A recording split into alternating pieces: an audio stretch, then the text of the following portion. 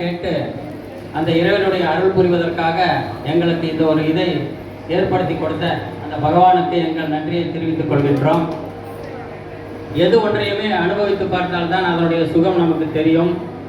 நான் ஒரு 2-3 தடவை இவர்களுடைய இந்த பஜனா மண்டலினுடைய இந்த சீனிவாச கல்யாணத்தை சிறிது நேரமாக பார்த்துவிட்டு வந்திருக்கும் ஒரு இதை பெற்றிருக்கிறேன். போன வாரம் பொதிகை மடத்திலே மேற்கு தாம்பரத்திலே காலை 9:30 மணிக்கு ஆரம்பித்த இந்த சீனிவாச கல்யாணம் மதியம் 1:30 மணி வரையிலே என் மெய் மறந்து நான் அமர்ந்து கொண்டிருந்தேன். அன்று என் உடம்பிலே பாய்ந்த அந்த பாசிட்டிவ் எனர்ஜியானது இன்று வரைக்கும் என்னை விட்டு போகவில்லை. அந்த அளவுக்கு நம்மளுடைய உடம்பிலே அவர்களால் இறைவனிடத்திலிருந்து அருளை பெற்று நமக்கெல்லாம் கொடுத்து கொண்டிருக்கிறார்கள். அவர்களுக்காக நாம் அவருடைய நீண்ட ஆயுளுக்கும் ஆரோக்கியத்துக்கும் நமக்காகவும் எல்லோரும் ஆண்டவரிடம் பிரார்த்தித்துக் கொள்ளலாம். இந்த நிகழ்ச்சி அமைந்தது ஒரு சுவாரஸ்யமான சம்பவம். இன்றைய சஷ்டியாவை பூர்த்தி காலையிலே கலச ஸ்தாபனம்லாம் முடிந்த பிறகு மாலையிலே என்ன செய்யலாம் என்று யோசித்துக் கொண்டிருந்த பொழுது அந்த ஆண்டவன் எங்களுடைய மனசில் புகுந்து சாயங்காலம் இந்த மாதிரி சீனிவாச கல்யாணம் செய்யலாம் என்று சொன்ன உடனே அடுத்த ஃப்ராக்ஷன் ஆஃப் செகண்ட் என்னுடைய மனசிலே உதித்தது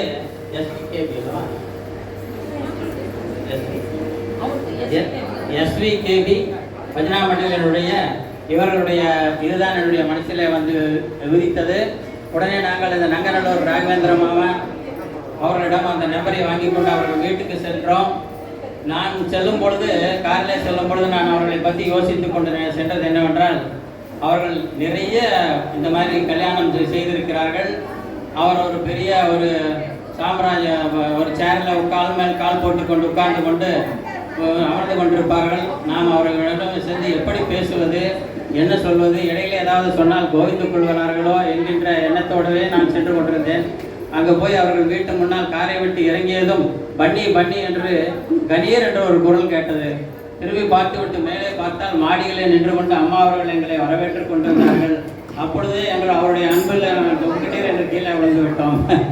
மேலே சென்று உள்ளே நுழைந்ததும் காலடி எடுத்து வைத்த உடனே இந்த சங்கராபரணம் படத்திலே அந்த சோமியாஜில வீட்டுக்குள்ளே கால் வைத்த உடனே ஒரு தம்பூரா சவுண்டு வருமே, அது மாதிரி ஒரு பாசிட்டிவ் எனர்ஜி உள்ளே நுழைந்த உடனே முதலிருந்து கடைசி வரைக்கும் அவர்களுடைய அன்பு எங்களை திக்கமுக்காட வைத்து விட்டது. போன உடனே ஒரு அருமையான டிகிரி காப்பி. அவங்க வீட்டுக்காரர் அந்த ரகுநாத மாமா பார்க்கறதுக்கு தான் கொஞ்சம் இதாக இருக்காருடைய குழந்தை மனசு அவருக்கு.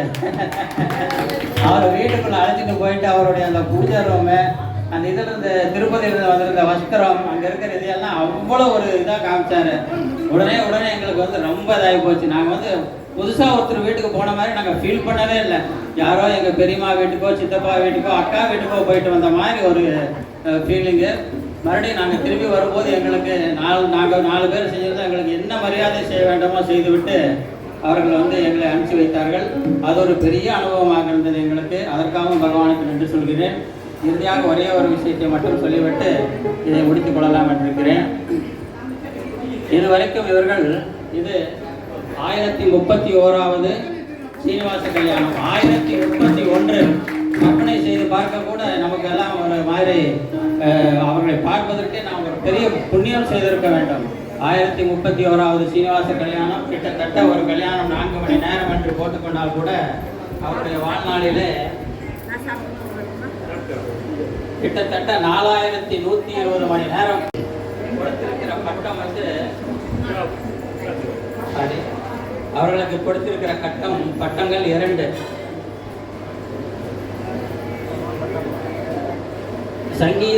சங்கீத கலாமணி சாத்திமணி ஸ்ரீ வெங்கடேஸ்வரையா என்ற பட்டமும்,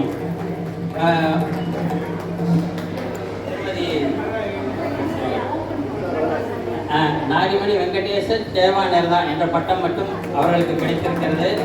நான் இந்த நேரத்திலே இந்த இறைவனிடம் வேண்டிக் கொள்வது என்னவென்றால், நான் இப்பொழுது சொல்லக்கூடிய இந்த செய்தியை கேட்டவுடன் நீங்கள் எழுப்புகின்ற கரகோஷமானது அந்த அண்ணாமலையின் காதுகளுக்கு எட்டி, அது டெல்லியில் யாருக்கு கேட்க வேண்டுமோ அவர்களுடைய காதுகளுக்கு எட்டி. நான் ஏதோ அரசியல் பேசணும்னு நினைக்காதீங்க. நான் இதை அண்ணாமலையை சொல்கிறேன்.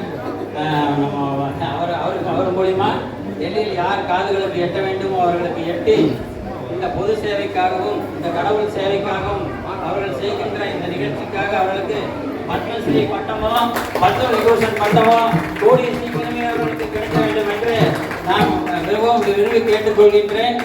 அதற்காக நாம் அந்த இறைவனிடத்திலே எல்லோரும் சேர்ந்து பிரார்த்தித்துக் கொள்வோம்.